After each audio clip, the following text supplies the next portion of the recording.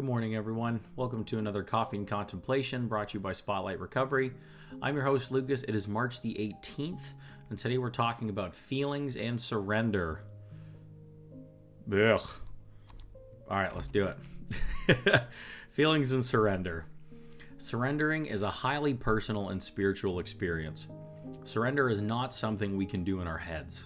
It is not something we can force or control by willpower. It is something we experience.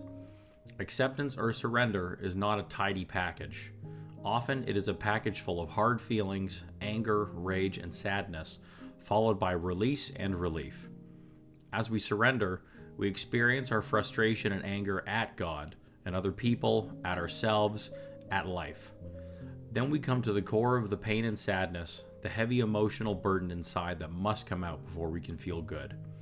Often these emotions are connected to healing and release at a deep level.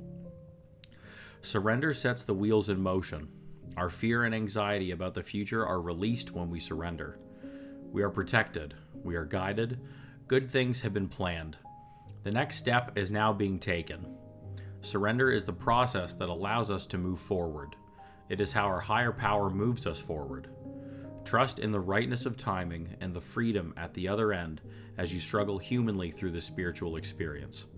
I will be open to the process of surrender in my life. I will allow myself all the awkward and potent emotions that must be released. Inspiration is from The Language of Letting Go. Okay, so there, we made it. I think this is a great reflection. I think this is written really well. It's very self-explanatory. It's very straightforward. I really like the points that it covers, and it lays out a really good step-by-step process of surrender through this lens of addiction, and what that process looks like, what it takes, some common responses or things you might experience as you go through it, and then what's waiting for you at the other side, what's waiting for you at the end of it if you go through this process. So I really resonate with this a lot. And just also because it shares so much about my experience, my experience going through this. You know, I think step one, like if you're a 12-step person, step one talks all about powerlessness and unmanageability. And so when you come into its 12-step program, the first thing that they ask you to do is admit that you're powerless over your addiction and that your life has become unmanageable. So just focusing on that powerless piece is really hard for a lot of us. Even though how true it may be, it's really hard. It really was for me. I remember I had so much resistance to that word and the concept of powerlessness. Like it just, my dad grew up on a farm. He was a trucker, and then he was like a very successful businessman. And so he lives and when he was around, like, raised me on that mentality of self-will. That men just work hard and push through and make things happen for themselves. And that was very common language that I was hearing everywhere else in my life. That was the common theme, it's just surrender is not a thing that men do.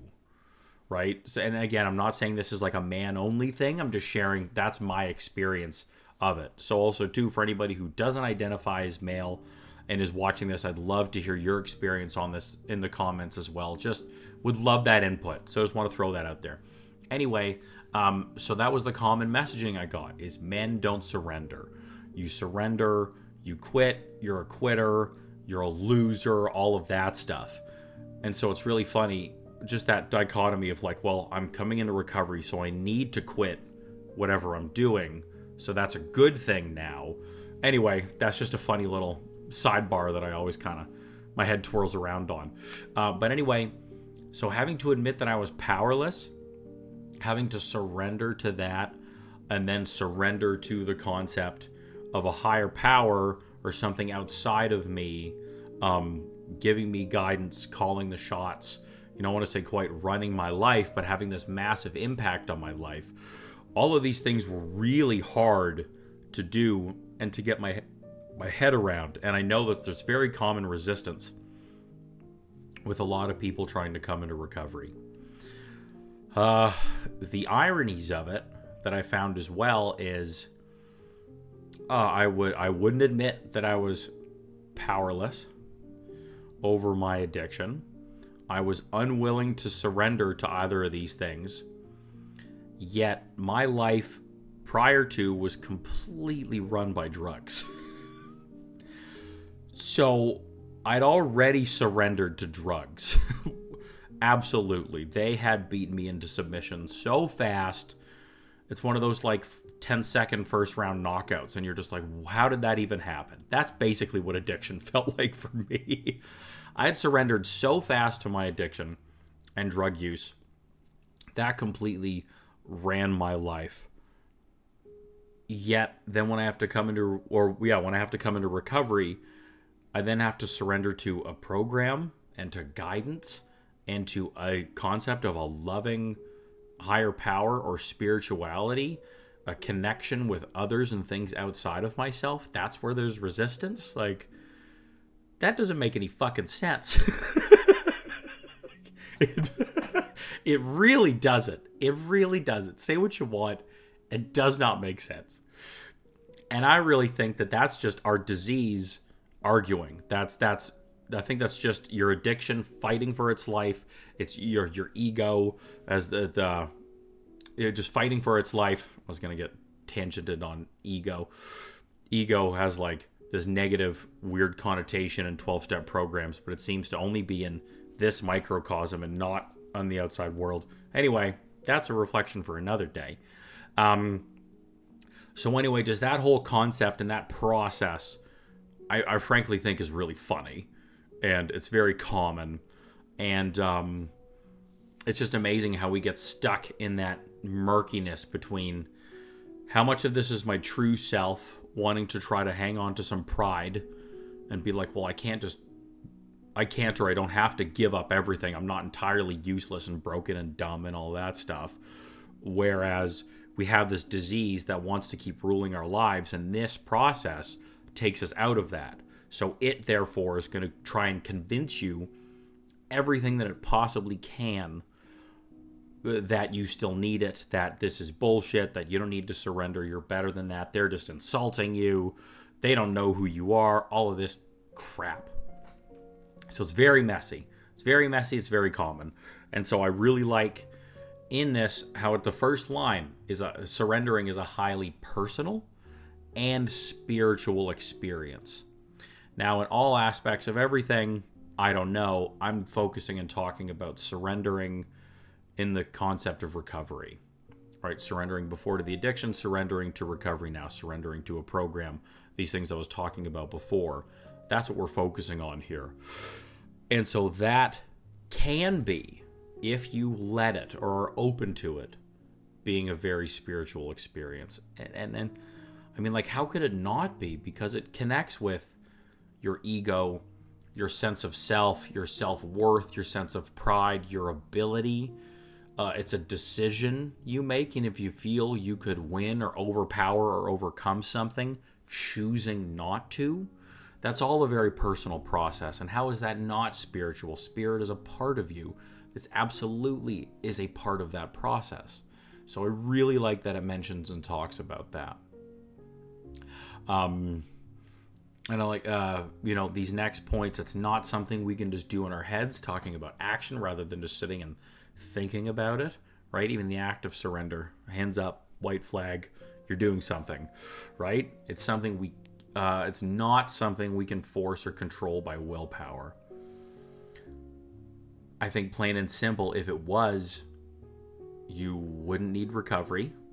You wouldn't need outside help. You wouldn't need treatment. You may not be watching this video.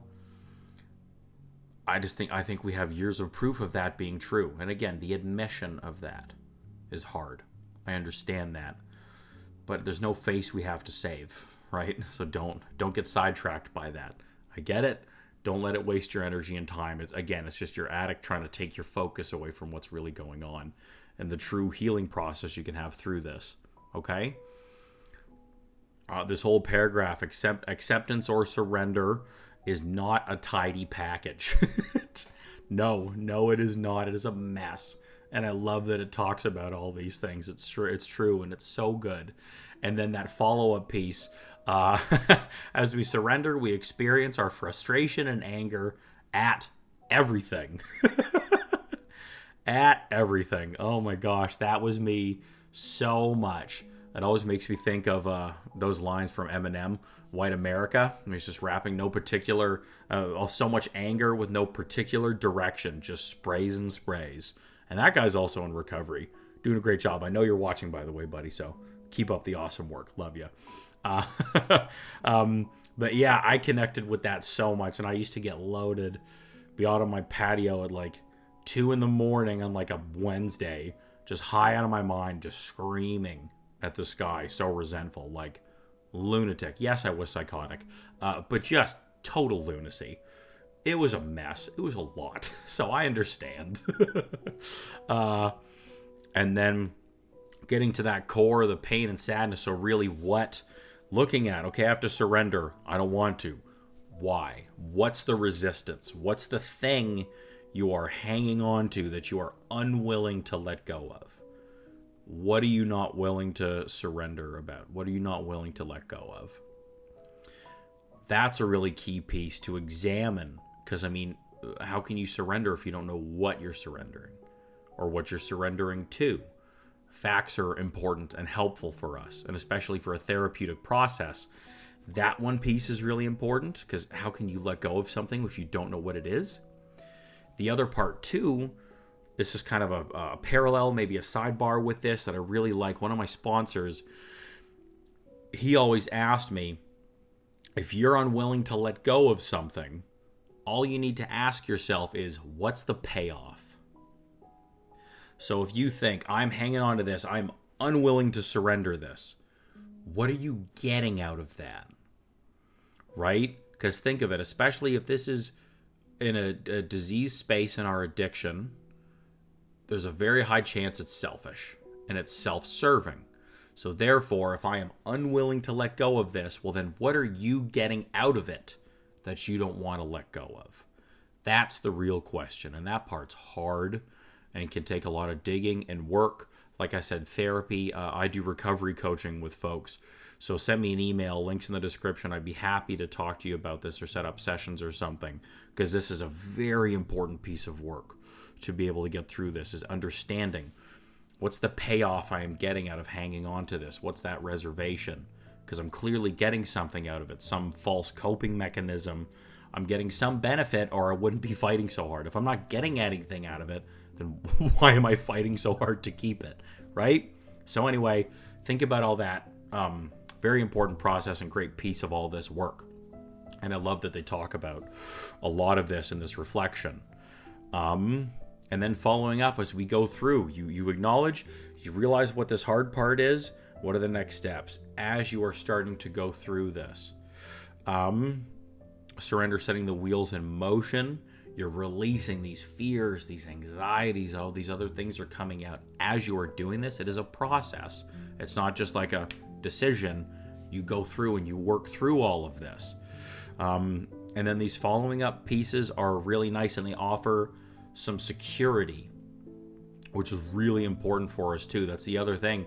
It's a lot harder to surrender something if you don't have security in other areas of your life. So if I'm going to let this big thing go that I've been hanging on to as a coping mechanism into nothing, well, then what the fuck? Like, what do you think you're going to do? Just come up with something magically to cope with it? You are in a really hard emotional space right now and just went through this process, so you're not. We're not superhumans. Like, your brain can't work like that. All the blood and everything is focused on survival and security and everything else, right? So that's just not going to happen. So when it talks about these things, we're protected, guided, next steps being taken, the concept of the higher power taking care of you. And before, where it talks about before we can rage out at others, at life and all that stuff, well, then now get reconnected with those things instead. Get some other supports from other people, from a recovery program, therapist, sponsor, whatever it may look like. So you have those other supports to help you navigate through this. So as you let go, you surrender this thing, you're not like an empty shell. You're not sitting there now with nothing, right? So I hope this is all making sense.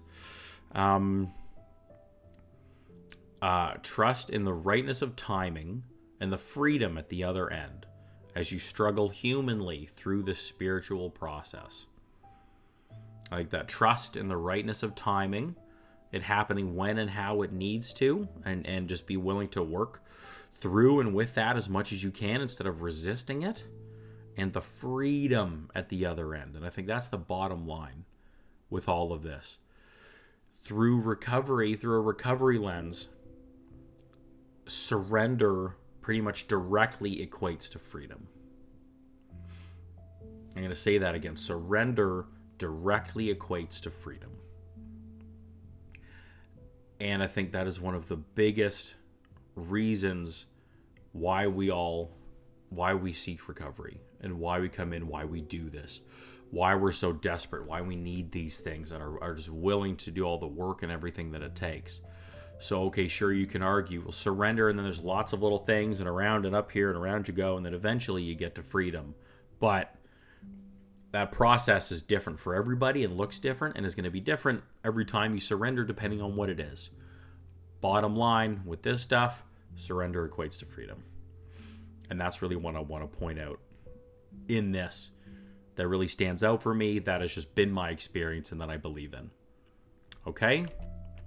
So, there we go. Feelings and surrender. Hey, maybe not so bad after all. We did it. We got there. I love that reflection. I really hope you did too. Some really powerful stuff in there, and especially equating to just essential pieces of recovery. So throw them down in the comments. Would love to hear what stands out for you. How do you feel about this with feelings and surrender? What does that process look like for you? What are you struggling with right now? What helps you right now? Would just love the input. Those shares can really help somebody else, and that's the whole point.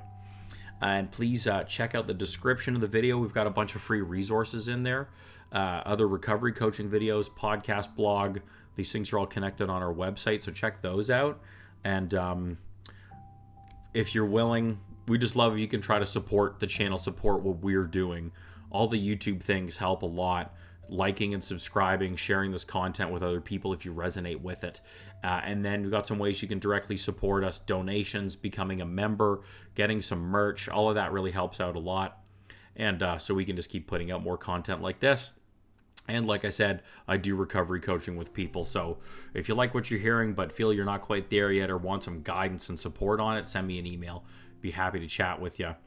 And that's it. That's what we've got for today. So wishing you another blessed 24, another great day in recovery. Enjoy the day, and we'll see you again tomorrow. Bye for now.